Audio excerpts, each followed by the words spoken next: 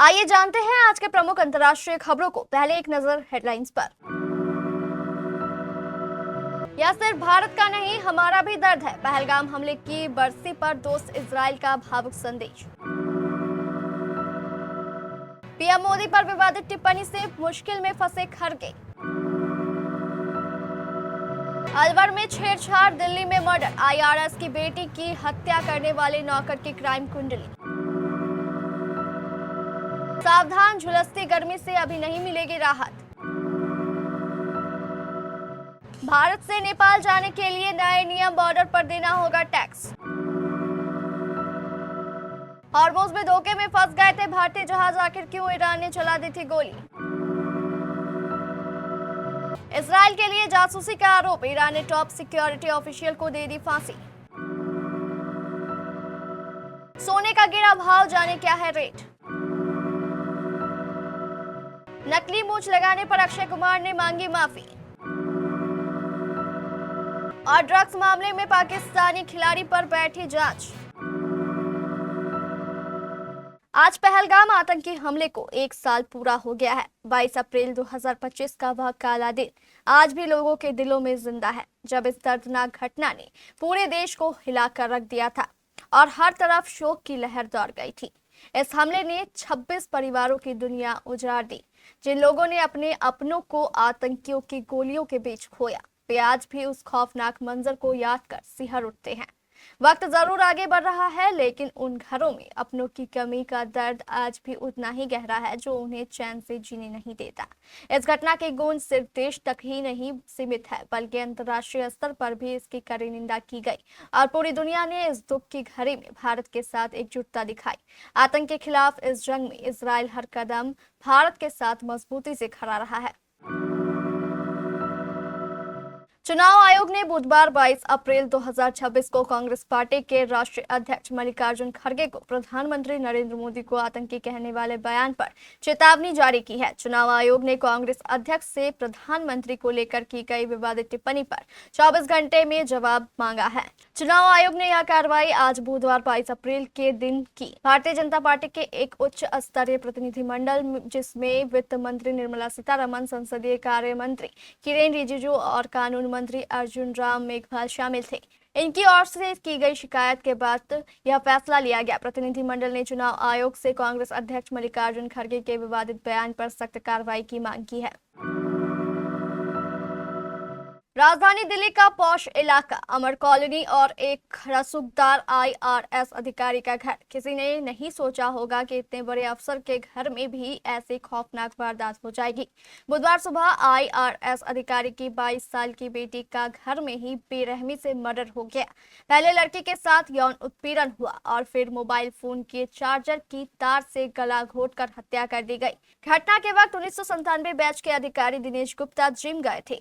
इस हत्या का आरोपी घर का पुराना नौकर राहुल मीना है, जिसे 1 महीने पहले ही काम से निकाला गया था। इस खौफनाक वारदात के बाद पूरा इलाका दहल गया है, लेकिन इस घटना ने ऐसे कई सवाल छोड़ दिए हैं जिसके जवाब आना अभी भी बाकी है। उत्तर भारत समेत देश के अधिकतर राज्यों में भीषण गर्मी एवं लू का सितम जारी है। इस बीच मौसम विभाग ने फिलहाल राहत नहीं मिलने की चेतावनी दी है। भारत मौसम विज्ञान विभाग ने बुधवार 22 अप्रैल को कहा कि अगले 4-5 दिनों तक उत्तर पश्चिम, मध्य और पूर्वी भारत के ज्यादातर इलाकों में हीट वेव की स्थिति रहेगी।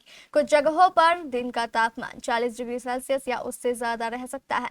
आईएमडी के अनुसार पंजाब, हरियाणा, चंडीगढ़ और दिल्ली के कुछ इलाकों में 24 और 25 अप्रैल को तेज लू चलने की संभावना है। भारत नेपाल बॉर्डर पर हालात बदल रहे हैं। ये बदलाव भारतीय लोगों के पक्ष में नहीं है। नेपाल के अधिकारियों ने कुछ सख्त नियम लागू कर दिए हैं, जिसका सीधा असर भारतीय यात्रियों पर पड़ सकता है। नेपाल सरकार के इन नियमों का असर खासकर उन लोगों पर पड़ेगा जो अपनी गाड़ी से सीमा पार करते हैं या वहां से सामान वापस लाते हैं। कई लोगों के लिए जो इन दोनों देशों के बीच आसान और बिना किसी रोक टोक के सफर करने के आदी हैं, उन्हें यह बदलाव चौंकाने वाला लग सकता है।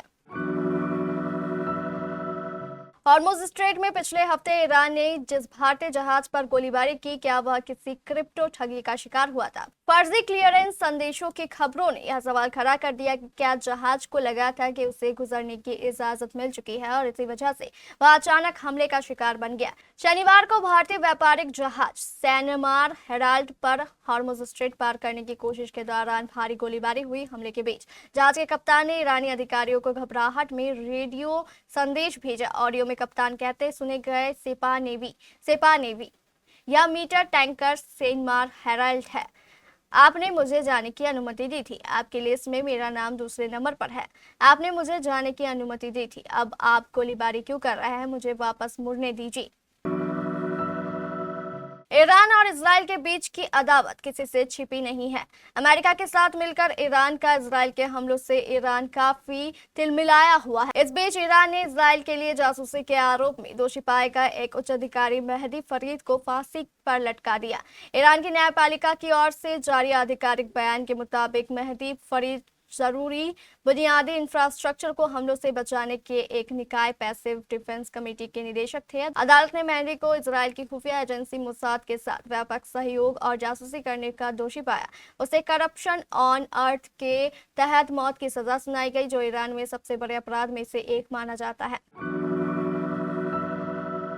सोना चांदी की कीमतों में मामूली उतार चढ़ाव जारी है। India Boolean and jewellers association की आधिकारिक वेबसाइट पर अपडेट्स रेट्स के मुताबिक 22 अप्रैल 2026 को फिर सोना चांदी की कीमतों में गिरावट आई है। लेटेस्ट कीमतों की बात करें तो बुधवार 22 अप्रैल की सुबह 999 शुद्धता वाले 24 कैरेट सोने का रेट गिरावट के बाद भी 1,52,000 रुपए प्रति 10 ग्राम के पार ही है। वहीं 916 शुद्धता वाला यानी 22 कैरेट का गोल्ड रेट 1,40,000 रुपए प्रति 10 ग्राम से नीचे है।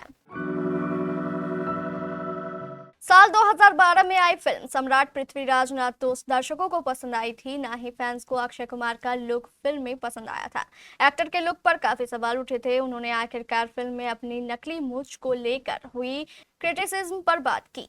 उन्होंने माना कि भले ही उनका लुक सभी को पसंद नहीं आया, लेकिन ये कोई लापरवाही नहीं थी, बल्कि एक जरूरी क्रिएटिव फैसला था।